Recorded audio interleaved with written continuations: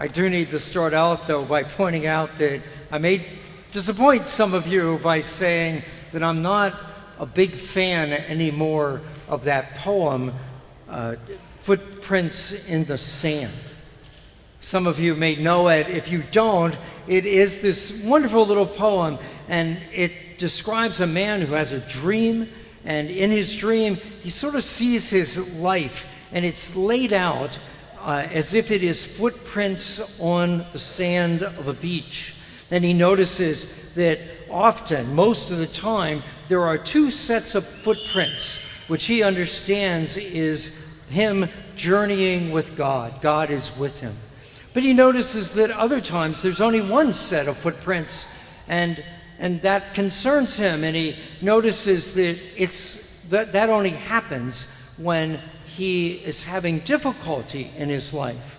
The struggles, the tragedy of his life, there's only one set of footprints. And so he turns to God in his dream and he says, God, why did you do that? Why did you abandon me when I was most in need of you? The poem wonderfully ends by God saying to the man, hey, when trouble happened like that, and there's only one set of footprints, that's when I carried you through those seasons. It is a nice story, and I get the sense of it, but the thing that has bothered me more and more over the years, is the man's question. Why in the world would he assume that God has left him? He seems to be a man of faith. He understands that God is walking with him on life. Why would he, at the point where trouble happens, would he just jump to the assumption that God had left? Where does he get that from?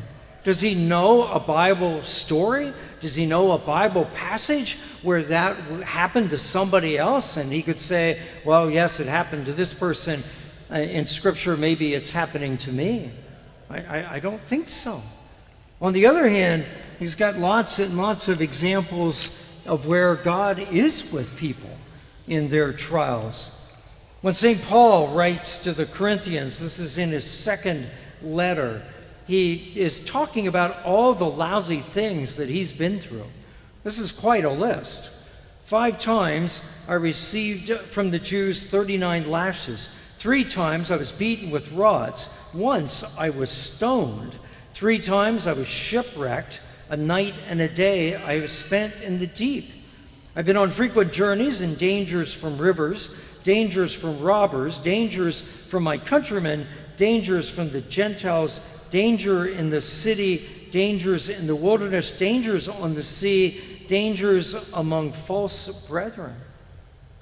That's quite a list, and if you might have caught it in the letter that he writes to Timothy, it was our second reading.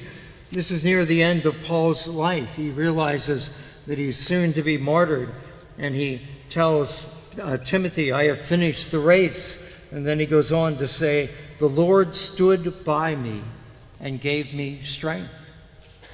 The Lord stood by him. He knew in all of that trial that God was with him. And do not we know that as well? I mean, I would appreciate that there's a sense of feeling to this.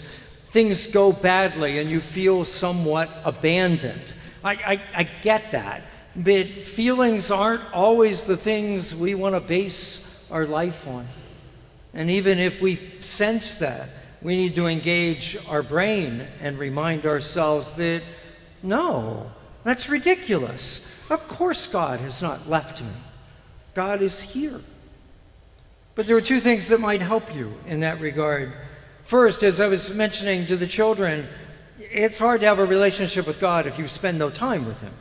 So you have graciously today chosen to spend an hour with the Lord. That's terrific. That is very helpful, especially doing it week after week after week. But even that probably isn't enough. We need to do other things, just like in order to build a relationship with a person, you spend time with them. We need to spend time with the Lord, whether that's in prayer, reading the Bible, reading Christian literature, watching Christian videos, listening to Christian radio, reading books, listening to podcasts, whatever it is, those things, those small things, they all add up. We spend time with the Lord, and it'll be easier to sense God's presence because of it.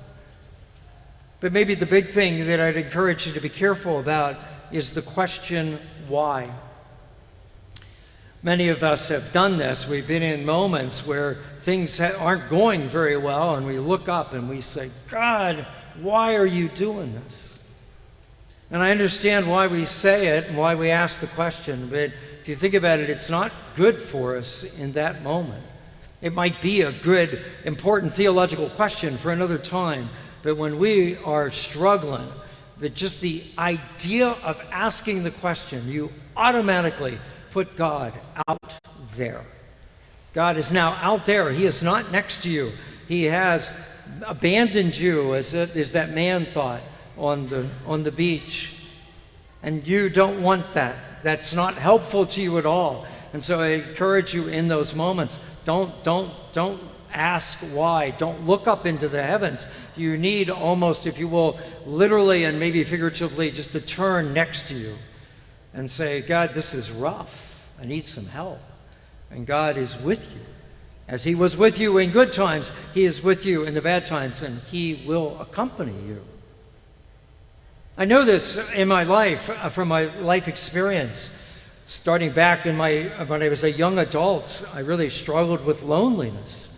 So much so that, especially kind of late at night, it was almost as if the loneliness had become a person, a figure that would come into the apartment and sit in a chair opposite me and almost taunt me.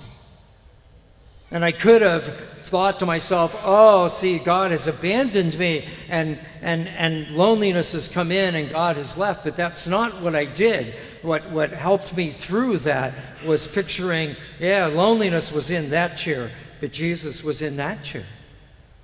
Jesus didn't send the loneliness away, unfortunately. That took some time. But God was with me, and I was able to deal with this thing with the help of the Lord. And then, as some of you know, 2024 was the year where I spent more time in doctors' offices than I ever wanted to spend.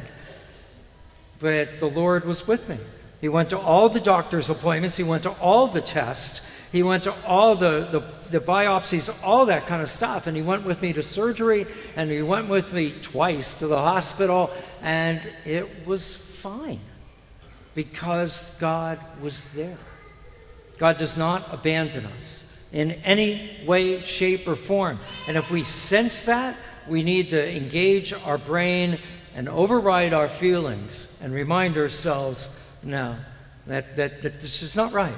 God is here, and I need to do what I can to ask for his help and to sense his help.